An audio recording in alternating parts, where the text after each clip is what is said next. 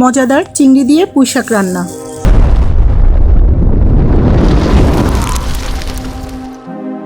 Hello সবাইকে, প্রাচী প্রীতম ওয়ার্ল্ডের নতুন আরেকটি ভিডিওতে সবাইকে স্বাগতম। আশা করছি সবাই ভালো আছেন, আমরাও ভালো আছি। আজকে আপনাদের সামনে নিয়ে আসলাম একটা নতুন রান্না, পুঁইশাক দিয়ে চিংড়ি মাছ, আলু এবং মিষ্টি কুমড়া দিয়ে একটা সবজি। খুবই মজাদার হয়, এটা আমাদের চট্টগ্রামের একটা রান্না। দেখুন, এর মধ্যে হচ্ছে পেঁয়াজগুলো ভাজাতে দেওয়া হয়েছে। খুব মজার একটা রান্না এটা আমাদের। এর মধ্যে চিংড়িগুলো দেওয়া হয়ে গেল। তো চিংড়ি আর পেঁয়াজগুলোকে একটু ভাজা ভাজা করা হচ্ছে, একটু রেড ব্রাউন কালার হলে দেন হচ্ছে মশলাগুলো দেওয়া হবে। তো চিংড়ি আর পেঁয়াজগুলোকে ভাজা ভাজা করা হচ্ছিল। আর একটু তো সময় লাগে আসলে পেঁয়াজগুলো কালারটা আসতে। তো এর মধ্যে হচ্ছে আলু, মিষ্টি কুমড়া এগুলো পেঁয়াজ এবং চিংড়ি মাছের সাথে অ্যাড করে হয়ে গেল। খুবই মজাদার একটা রান্না এটা। যারা পছন্দ করেন ওরা হচ্ছে খুব ভালোই জানেন এই রান্নাটা সম্পর্কে। এটা আমাদের চট্টগ্রামের খুব ঐতিহ্যবাহী একটা রান্না, আর সবাই খুব পছন্দ করে। প্রত্যেকটা ঘরের মধ্যে এই রান্নাটা হয় আমাদের। এর মধ্যে মশলাটা নেওয়া হলো লবণ, আদা, জিরা, হলুদ এবং মরিচের গুঁড়া।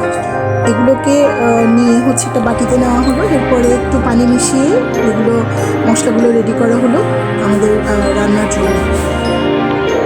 এর মধ্যে আলু আর মিষ্টি কুমড়াগুলো একটু ভাজা ভাজা হয়ে গেছে। এই যে মশলাটার সাথে পানি অ্যাড করা হলো যাতে মশলাটা একটু ভিজে যায়। ভিজে গেলে হচ্ছে মশলাটা তরকারিতে দিলে একটা আলাদা ফ্লেভার আসে।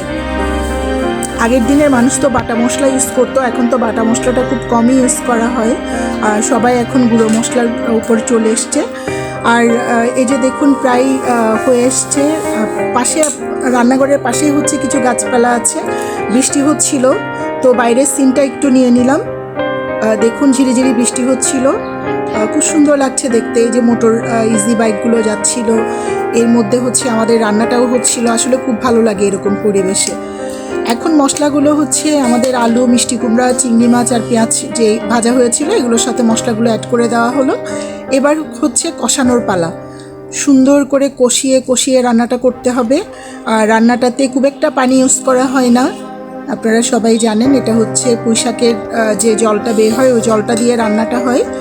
এর মধ্যে মশলাটাকে ভালো মতো কষানো হচ্ছে। আমি এবং আমার ফ্যামিলি যারা সবাই কিন্তু কষিয়ে রান্না করতে এবং খেতে সবাই খুব পছন্দ করে। আর আপনি মশলাটা যতই কষাবেন আপনার রান্নাটা হচ্ছে তত বেশি মজাদার হয়। এখন মশলাগুলোকে ভালো মতো কষানো হচ্ছে। এরপরে হচ্ছে শাকটাকে কষানো মশলাগুলোর সাথে অ্যাড করা হলো। সবুজ শাকগুলো এত সুন্দর কালার এসছে শাকগুলোর, একদম ফ্রেশ শাকগুলো। আর বর্ষাকালের সবগুলো শাক হচ্ছে একদম কালারফুল থাকে, অনেক দেখতে ভালো লাগে। এগুলো হচ্ছে ছাদ বাগানের পুঁইশাক, নিজেদের ছাদ বাগানের পুঁইশাক। নিজেদের গাছের জিনিস হলে আসলে অন্যরকম একটা ভালো লাগা কাজ করে।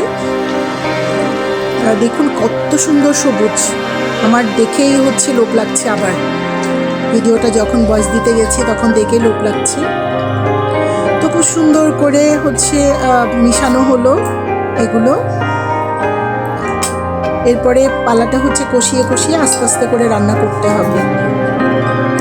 প্রত্যেকটা মশলার সাথে যেন শাকগুলো মিশে যায় ওভাবে করে আস্তে আস্তে করে মেশানো হচ্ছিল।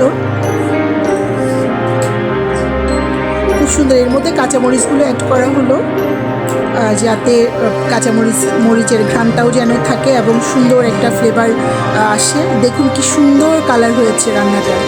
তো আমার এই রান্নাটা আপনাদের কেমন লেগেছে একটু কমেন্ট করে জানাবেন। আপনাদের একটা কমেন্ট হচ্ছে আমাদের সামনের দিকে এগিয়ে যেতে সহায়তা করে। তো আমার রান্নাটা আসলে খুবই সুস্বাদু হয়েছে। তো সবাই ভালো থাকবেন, সুস্থ থাকবেন, প্রাচী প্রীতম ওয়ার্ল্ডের সাথে থাকবেন, প্রাচী প্রীতমের ভিডিওগুলো দেখবেন। আপনারাও এই রান্নাটা বাসায় ট্রাই করবেন। বাই বাই সবাইকে।